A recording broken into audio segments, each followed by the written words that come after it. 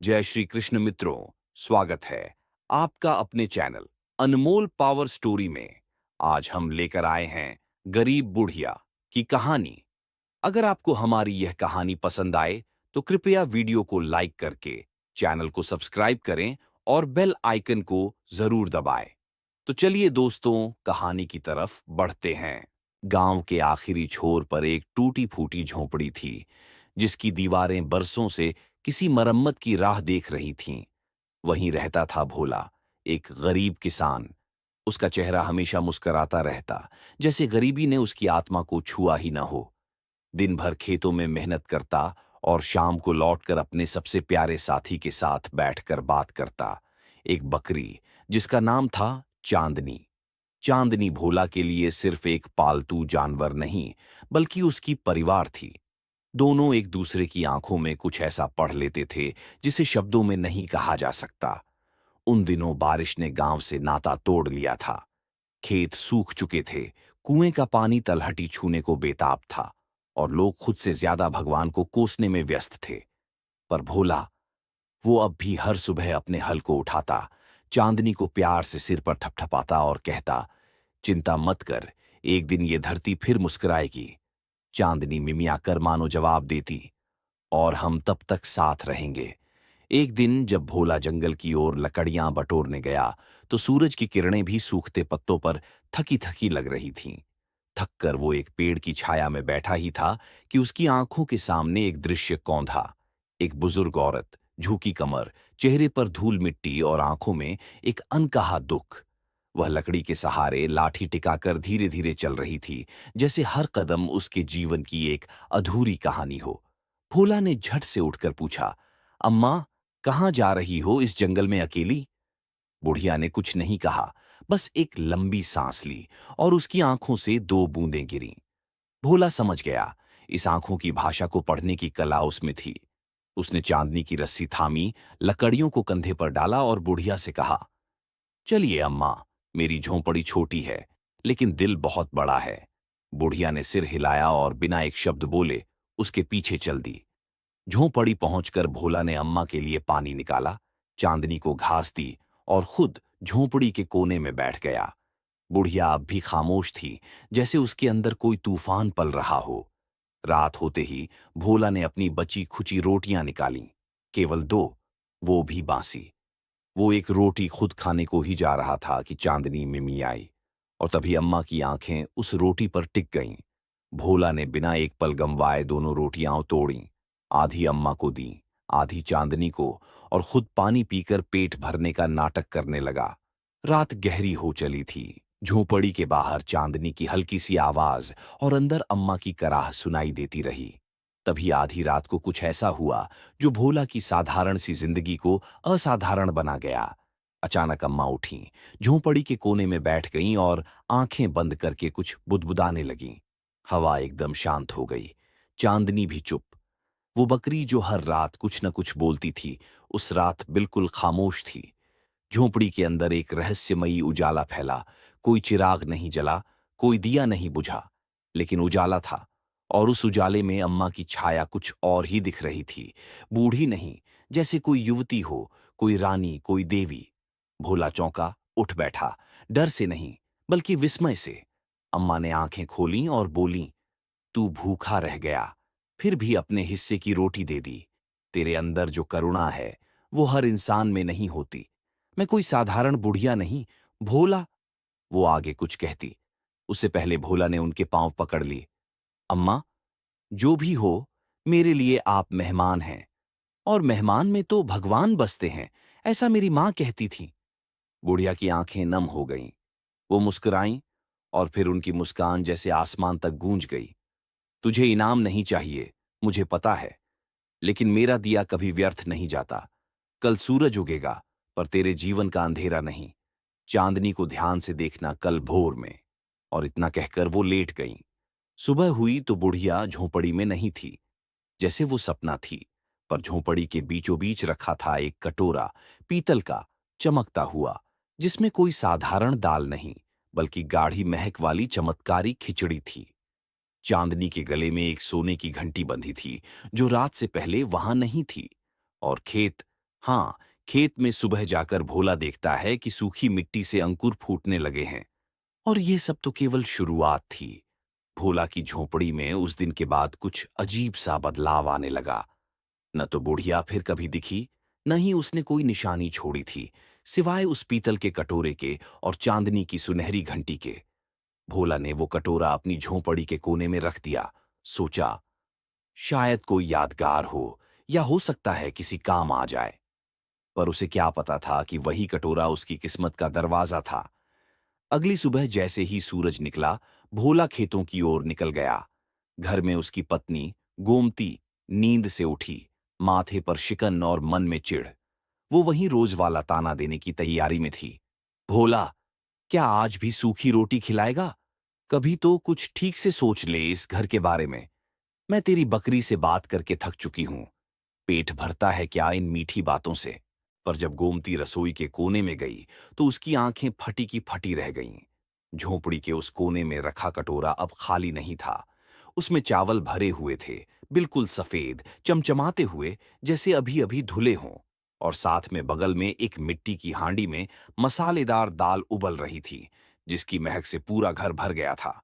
गोमती पहले तो घबरा गई, फिर आंखें तरेरी और बाहर दौड़ी। भोला, तू फिर से कोई चाल चल रहा है ना? कहां से लाया ये सब? भोला, जो अब भी आधे नींद में था, चौंक गया।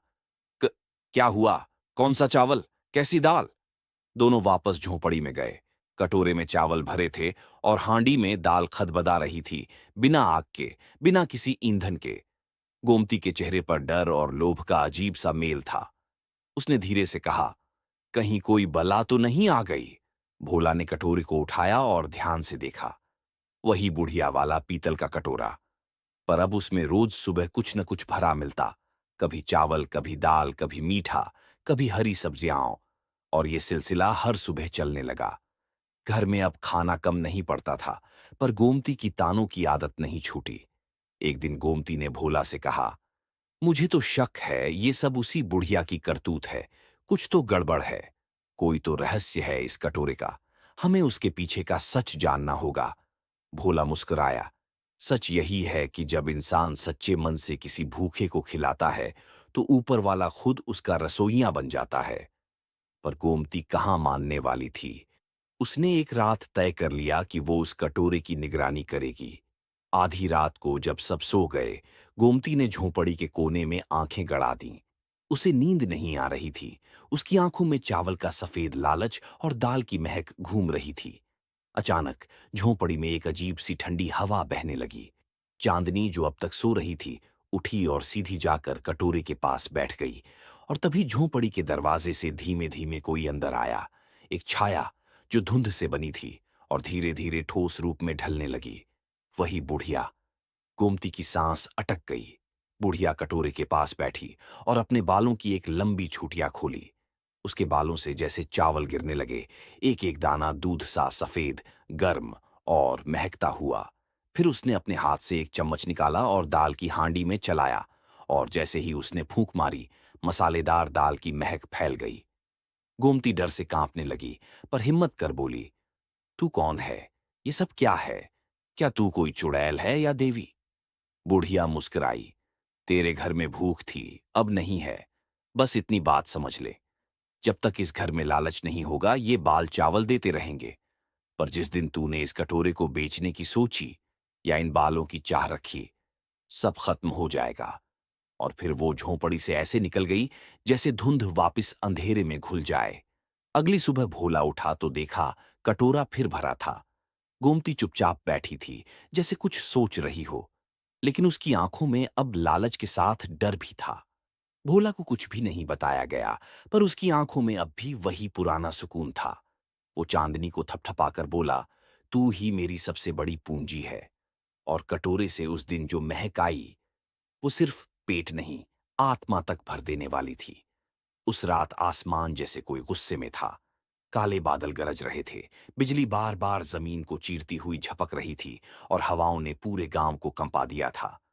भोला और गोमती अपनी झोंपड़ी में चुपचाप बैठे थे। छत से पानी टपक रहा था, दीवारें कांप रही थीं, और चांदनी दरवाजे के पास दुबकी हुई थी।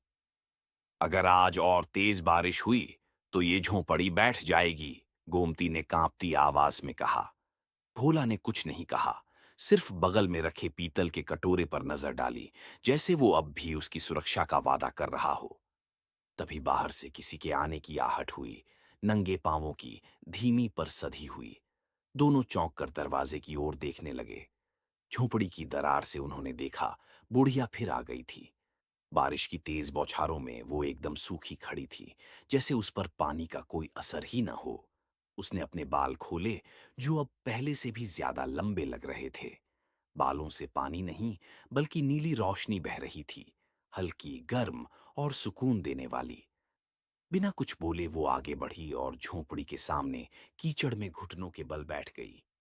उसके हाथों में कोई झिलमिलाता थैला था, जिसमें थी ईंट जैसी चीजें, पर वो आम ईंटें नहीं थीं।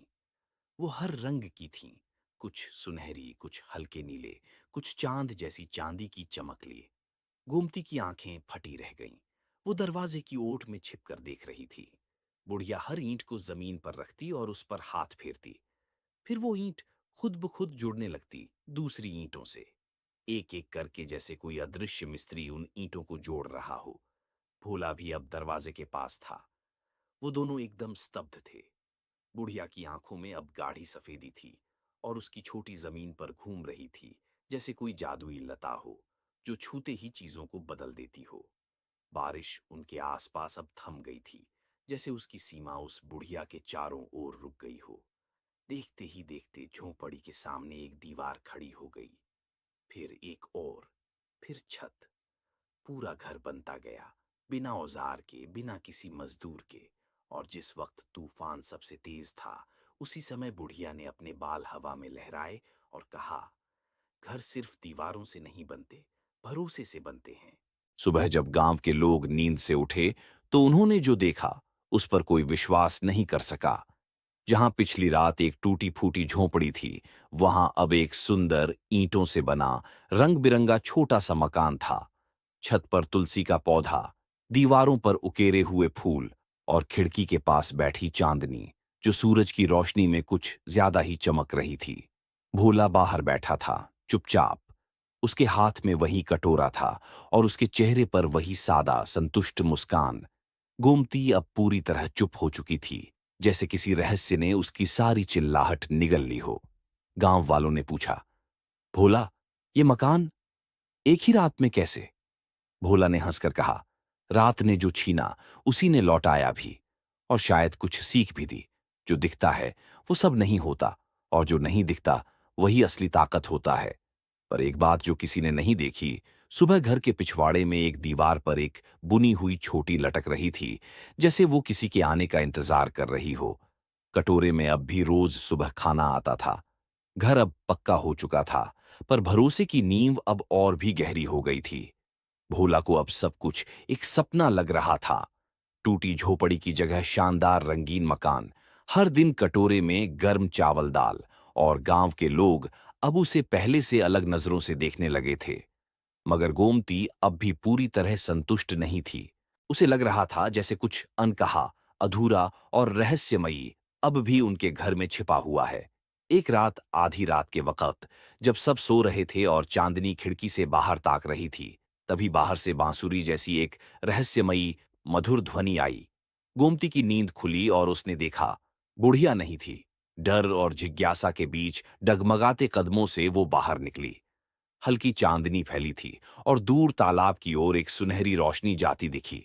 उसने चुपचाप पीछा किया। तालाब गांव से थोड़ी दूर था, चारों ओर ऊंचे वृक्ष और झाड़ियां। लेकिन उस रात तालाब के पानी में कुछ अलग ही चमक थी।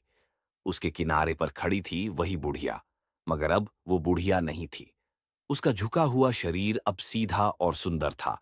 झुर्रियां गायब और लंबे सफेद बाल अब चमकदार सुनहरे हो चुके थे। उसकी पीठ पर हल्के नीले पंख थे, जो पानी में चांद की रोशनी की तरह बिखर रहे थे। वो अब रानी परी लग रही थी, राजसी, सुंदर और दिव्य। गोमती की सांसें थम गईं।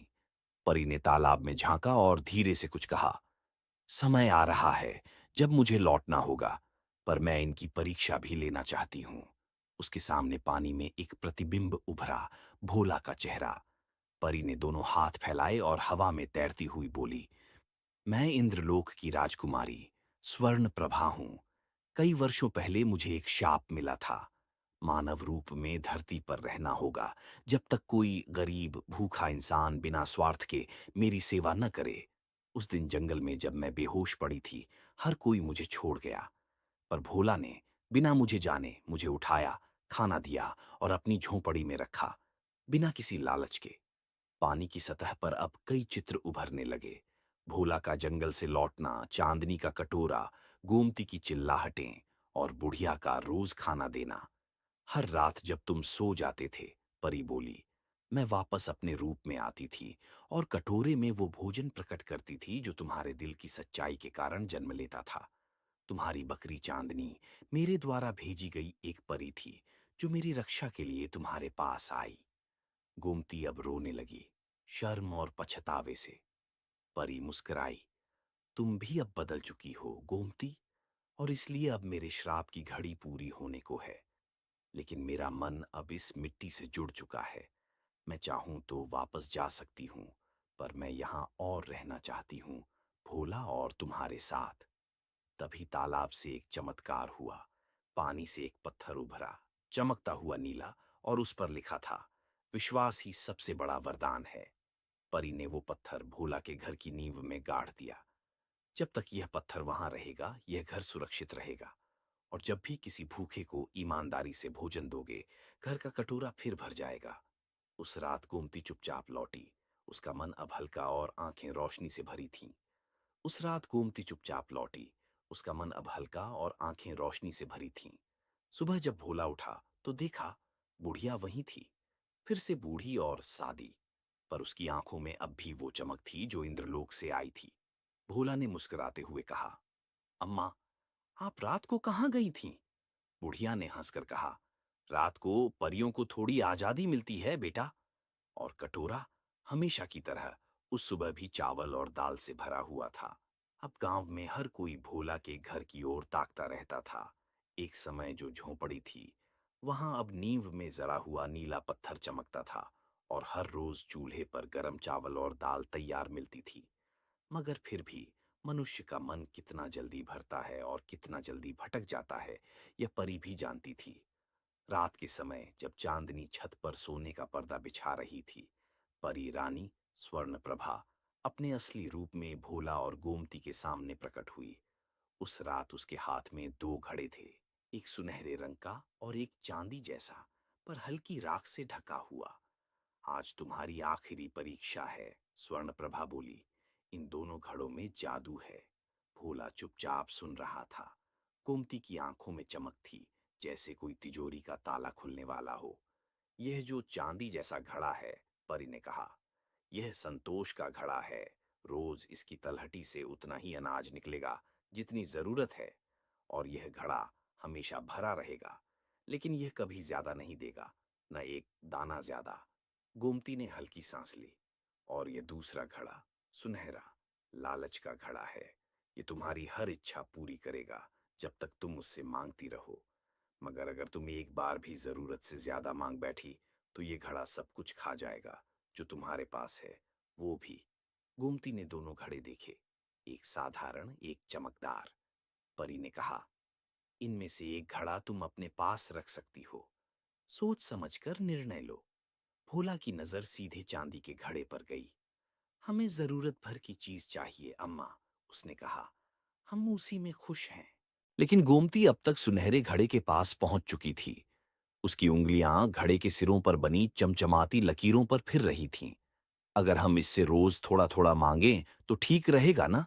उसने प्रश्न किया। परी रानी कुछ नहीं बोली, बस मुस्कुराकर दोनों की ओर देखा और हवा में गायब हो गई। भोला ने चुपचाप संतोष का घड़ा उठा लिया और अंदर ले गया।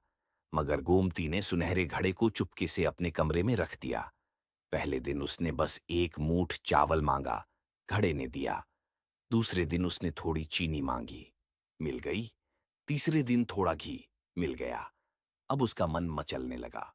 उसने सोचा, अगर एक बार में ही बहुत कुछ मांग लूं, तो फिर बार बार क्यों मांगूं?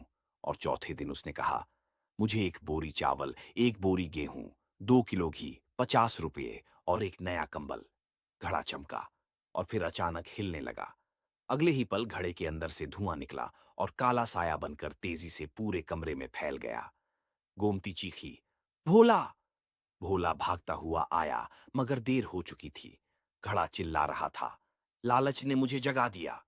और उसकी गर्दन से भयानक भंवर उठने लगे। उसने सबसे पहले गोमती के हाथ से कंबल खींचा, फिर चावल की बोरियां, फिर घी, फिर धीरे धीरे घर का सब कुछ निगलता चला गया। वह सुंदर मकान जिसके नीचे नीला पत्थर था, वह तक कांपने लगा। परी रानी फिर प्रकट हुई। अब उसकी आंखों में कठोरता थी। मैंने कहा था, एक बार भी जरूरत से ज्यादा मांगोगी तो ये सब कुछ ले जाएगा। गोमती रोते हुए गिरी, माफ कर दो, मैं बस थोड़ा ज्यादा चाहती थी। बस थोड़ा ज्यादा?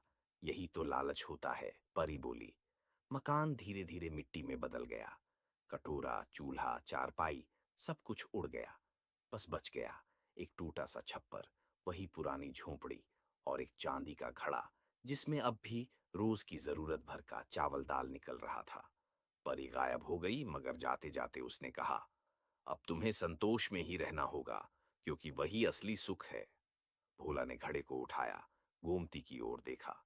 वह चुपचाप थी, आंखें नम, मगर चेहरा बदला हुआ। अब दोनों एक बार फिर गरीब थे, मगर इस बार गरीब होकर भी कुछ सीख चुके थे। और बकरी चांदनी अब भी हर सुबह आंगन में आकर चुपचाप बैठती थी। अगर आपको यह कहानी पसंद आई हो तो इसे लाइक और शेयर करें। हमारे चैनल अनमोल स्टोरी पावर को सब्सक्राइब करना ना भूलें और बेल आइकन को दबाएं, ताकि आपको हमारी सभी नई कहानियों की जानकारी मिल सके। धन्यवाद। फिर मिलेंगे एक नई रोचक कहानी के साथ। जय श्री कृष्णा।